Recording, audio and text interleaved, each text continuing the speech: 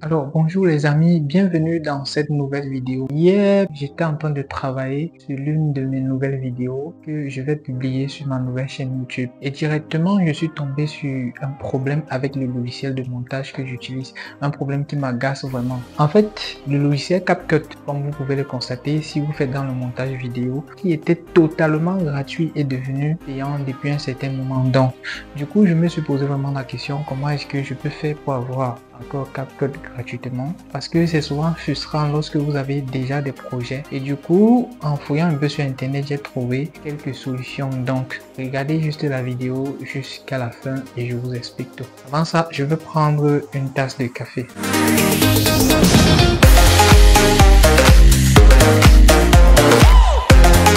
Alors donc on va se retrouver sur mon ordinateur pour que je vous présente ma solution que j'ai trouvée. En réalité, à quoi va consister cette solution? La solution va juste consister à faire un rétrograde, donc à faire un downgrade, qui consiste à revenir sur une ancienne version de CapCut. Ça, c'est l'une des premières solutions. Maintenant, la deuxième solution serait également d'acheter l'abonnement, mais à coût réduit. Voilà, parce que l'abonnement CapCut varie entre 7 et 10 $. Mais actuellement, j'ai une plateforme avec laquelle je suis en partenariat qui peut vous permettre d'acheter l'abonnement à 4 $. Voilà. Donc, ça, c'est les deux solutions. Je vais rapidement vous présenter la première solution. Et la deuxième, vous allez juste vous rendre sur le lien de la plateforme où j'achète les abonnements gratuits. Vous pouvez également y retrouver ChatGPT, Midjourney, Netflix, Spotify, Crunchyroll, Perplexity IA, ou même encore d'autres abonnements. Donc il y a tellement d'abonnements dans la plateforme. Alors pour cette solution, vous venez juste sur Google, vous tapez télécharger une ancienne version de CapCut. Alors voilà, je pense ma connexion internet a un problème et vous allez lancer la recherche. Donc une fois la recherche lancée, vous serez probablement redirigé vers une ancienne version de CapCut. Donc pour ma part, j'ai déjà téléchargé, donc je vous laisse aussi en description le lien Drive pour pouvoir avoir l'ancienne version de CapCut. Ça, c'est la solution pour PC. Donc dès que possible, je vous présenterai également la solution pour votre smartphone.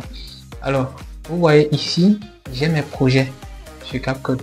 Ça, c'est un ancien projet. Je vais double-cliquer dessus et vous voyez que comme c'est un ancien projet, ça me dit l'application CapCut doit être mise à jour. Voilà. Donc on me dit que l'application doit être mise à jour. En fait, qu'est-ce qui se passe?